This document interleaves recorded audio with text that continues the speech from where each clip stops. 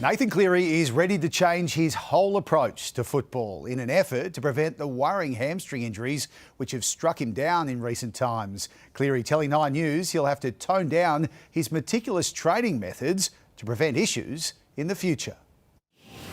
We haven't heard from Nathan since his season was turned on its head by a second hamstring injury in quick succession. When it first happened, I was pretty shattered, just knowing what was ahead and just the troubles I'd had already at the start of this year. So it all sort of hit me like a ton of bricks straight away. Sort of had 2 days where I was just sooking to myself and just trying to understand what had just happened and get my head around it. It's left Cleary questioning everything he does. I'm just getting scans and all that done to just try and understand. I think that was the hardest thing for me at the time. I just didn't understand why. I just wanted to know why. I felt like I'd ticked every box through my rehab and actually felt really good going into that game, and even the way the game started felt really good. Wasn't worried about it.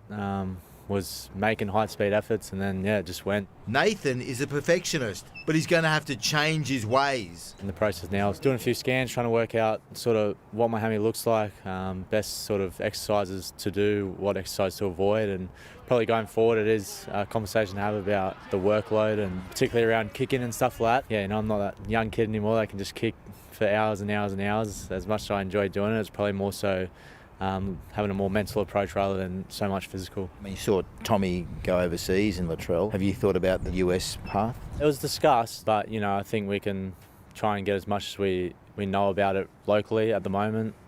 Maybe even trips down to Melbourne. There's a bit of a hammy guru down there. Cleary doesn't know when he'll be back, but the Origin series looks to be a write-off. When I first felt it, I sort of knew, and my mind instantly went to the Origin period. Obviously, this time of year, you want to be playing well, and you want to be playing in those big games. And it is disappointing, but it is what it is. Danny Weidler, 9 News. Craig Bellamy says he wouldn't stop his assistant Jason Riles from leaving the Storm if he was offered the head coaching role at Parramatta to replace Brad Arthur. We wouldn't want him to go, but at the end of the day, it's not very often you get those sort of opportunities. Bellamy has agreed to coach on next season in Melbourne, meaning Riles would have to wait to take over the Storm.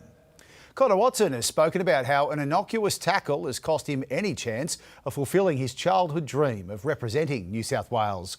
The Rooster also revealing why he visited a rival club this week that tried to sign him last year. Moving forward together, the NRL's Indigenous Round mantra inscribed into the sandy shores of South Maroubra Beach. We want to share our culture. At the end of the day, this is not just our culture, it's your culture as well as Australians. Connor Watson also lending his voice to the cause, but a throat injury will see the 27-year-old sidelined for a month. I did this injury like 2 years ago on the other side of the throat. It's just disappointing because it's something so sort of like it was such an innocuous hit. And honestly, you watch the tackle, it's a nothing tackle. This incident costing Connor any chance of an Origin call-up.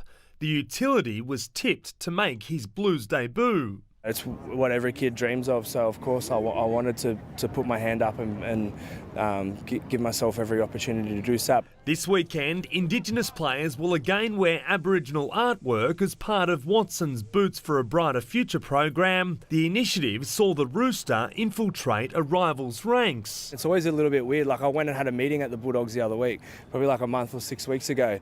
So like I told CJ, our GM at the club, I was like, hey man, just letting you know I'm going to the Bulldogs today. Not because I'm going to go and try and talk to him to sign there. His unexpected visit catching Canterbury's coach off guard. So I did run into Cam Serrato when I was there, which was pretty funny. So what was his reaction? He's like, what are you doing here? I was like, yeah, mate, I'm just coming in to meet the community guys. It was pretty funny. In Maroubra, Zach Bailey, 9 News.